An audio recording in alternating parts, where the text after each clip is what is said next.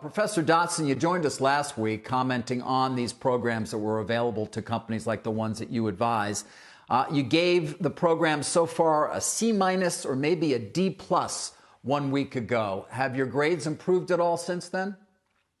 No, in fact, it might not even pass the class. Let me tell you, while Washington, D.C. is debating whose signature gets to be at the bottom of the check and who gets to be in the Blue Ribbon Committee, time is running out. This week, small businesses reported that 28% of them said they will not make it to the end of the month. Meanwhile, we have this massive disconnect between what's happening in Washington, D.C. and what's being said in Washington, D.C. and what's happening out on Main Street in regular middle America. Look, I'll give you an example with the PPP. They said 75% of that money has to be used for payroll. Well, if they'd only asked small business, they would have found out that 50% of small business expense is for payroll. The rest goes to other uses. So why are they being asked to take on this debt burden when they can't use it for the things that keep them open? In fact, 30% of small businesses have said they're not going to apply for the PPP. Why? Because of the red tape. They don't trust the government, and the program doesn't line up with their expenses. Now, look, Apple might be sitting on $200 billion of cash, but that's not how it works in middle America. Most small businesses have 2 weeks supply of cash for their expenses, 2 weeks supply of cash, and they don't have access to credit markets. They can't issue bonds. They can't issue stock. And so we've got big business advising the U.S. government on how to handle small business, and it's not working. Yeah, well, I know you're aware of about 31 companies that have applied. How many have actually gotten the funds that they need that you're aware of? Great question. One. And I can tell you this, all of them applied on day one. On Friday that it was available, they applied. One has their cash. And that's why, by the way, what's the problem? The SBA is reporting how many loans have been approved, but they are not reporting, interestingly, how many companies have cash. And that's the reason why. They don't have the cash. Professor, I'm also aware of something perhaps unexpected. There's been an increase in unemployment benefits. You need a certain amount of staff members to be able to actually apply for some of these loans or grants. And I'm aware of some businesses that have lost employees who would rather take the higher unemployment benefit, even though it may not last that long, because it actually represents more than they were making at the companies, and then the companies are not actually eligible. Is that something you're hearing?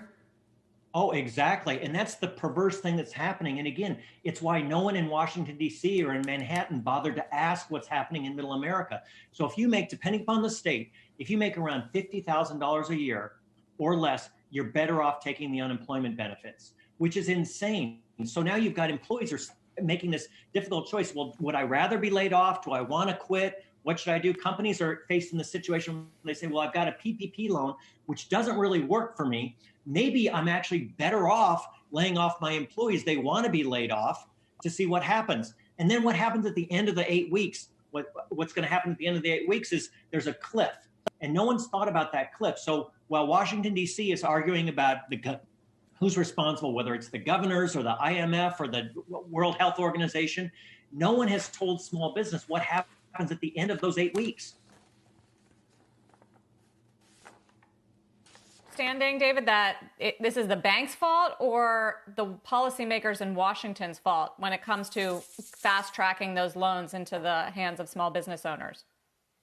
Boy, I've heard story after story of banker in the branches out in America working tirelessly to make these loans. They're working on the weekends. They're doing everything they can. But the problem is that the banks remember what happened in 2008 when they made guaranteed loans. And then under the Obama administration, they came back in the Justice Department, started going through with a fine-tooth comb, looking and seeing what loans that would not be eligible for guarantee. So the banks are faced with this situation where they want to help their customers and they want to help America and they want to get us back on their feet. But they can't risk the fact that these loans, these risky loans, may not be guaranteed. So they're taking their time. Well, what about the Fed's role here? Again, the Main Street lending program, the $600 billion that they're going to potentially ensure credit flows to these businesses. Has that gotten started yet in any real way? Well, the Fed has done a good job of making sure there's liquidity in the system. But The Fed shot all their bullets over the last 3 or 4 years, keeping interest rates down to basically near zero. So the fact that when we really had a crisis, all the Fed could do was drop the rates basically from 3% to 1%. That didn't make any difference. Remember back in 2008 when the Fed could make a massive cut in interest rates, and that was really a good jolt for the economy. So they're firing blanks now. All they can do is create liquidity in the system, but they can't do anything with interest rates now. All right. So your thoughts are, based on everything you're saying, that a lot of this money is not going to get where it's needed, and therefore these companies are continuing to face dire consequences as a result. No, it's not going to get there in time. That's the issue. I mean, when you said, as I said earlier, when you have 28% of companies saying they're not going to make it to the end of the month, and by the way, 64% of businesses think that if they can't reopen and get business to normal within 3 months, they are out of business. So the problem is that we don't have the time to go through all these processes about making sure that the guarantees will happen, whose signature is at the bottom of the page. We have to get this money to these businesses right away, or we are going to wipe out a generation of small businesses.